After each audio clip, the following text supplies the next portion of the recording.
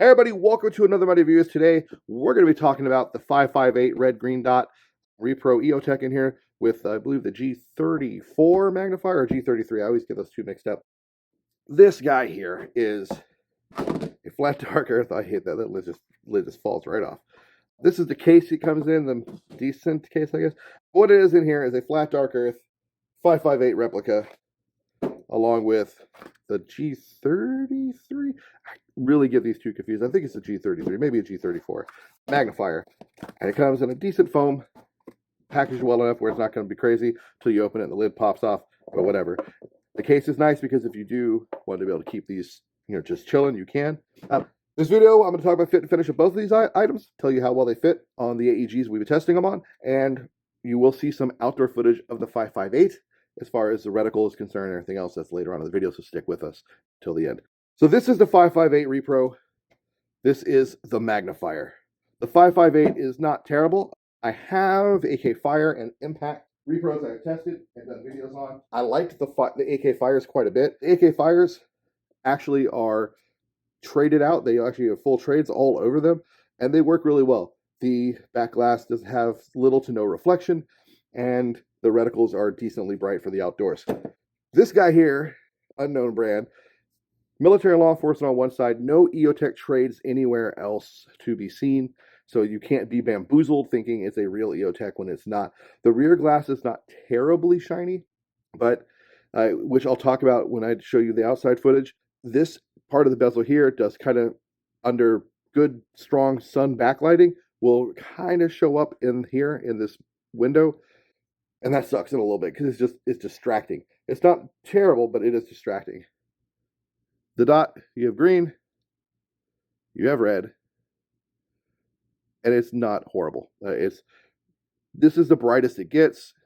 Outdoors, it is washed out a little bit, but it's still viewable. I can still see it. To turn it up and down, you do have these buttons right here, and then two hard press of the two turns them off, and then the night vision mode button changes your reticle from green to red. Uses a CR123A battery, which goes in here. Housing is actually kind of decent. Doesn't seem like it's as rickety as some of the other ones I've seen, but all the threads look good. Everything looks good here.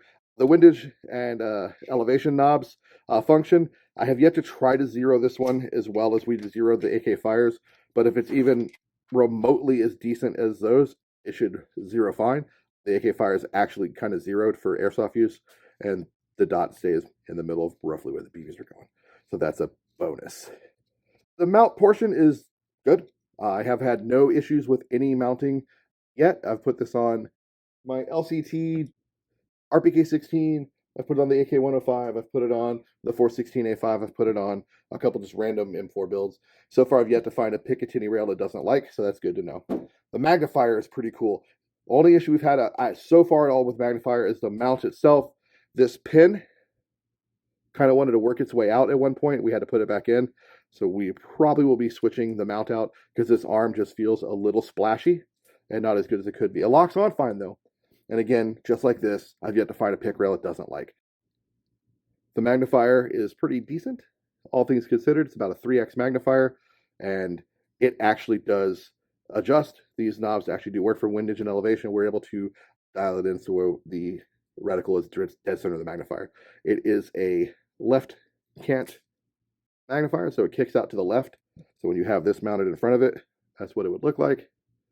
And then you come up, and that's what it would be like. Just like that. So not bad. Lines up very well. If you have any issues with it being a little wobbly or loose, you just take a screwdriver and tighten this tensioner right here. Same exact thing on this mount too. So that kind of helps take the slop out. Pretty nice. The magnifier itself has a little QR looking code here, but no other trademarks or markings whatsoever on it other than the indicators for your windage and elevation. And the windage and elevation are proper. It's actually the directions it says, and up is really up and down, and right and left is really right and left, not like weirdly twisted or messed up. So like I've seen in the past. Coloration is not bad. It's a decent flat dark earth. Same with the Eotech. So overall, not a horrible pickup for BB Wars. Now let's go take some footage out, go to the outside footage so you can see the dot, and then we'll come back in and finish this out. Okay, I want to show you this in daylight. So there is the reticle. Camera keeps wanting to zoom in on the actual Eotech. Hold on. You can see the reticle pretty well, even in the bright daylight. Now this is the sun directly to my back. It washes it out a little bit. Wish this thing would not focus so hard on the Eotech and just the reticle. See if I can get it to focus. There we go. A little better. So you can see it pretty good, even in daylight, even harsh Texas sun, it can be made out. And that's the green reticle right there. So it's not the worst. Now, I don't know if you guys can really make this out the way I can with my eyes. The back lens is not super reflective, but it is a little reflective. I think it's more reflective under the camera. But when I'm looking at it, this portion of the bezel right here actually creates a weird little reflection in the lens with good backlighting. So without the sun directly to my back, I don't really notice it. But with the sun to my back, I do notice it pretty heavily. So I'm thinking of putting some gaffer's tape right there just to try to mitigate that reflection, because the paint is just a little reflective and it is causing some weird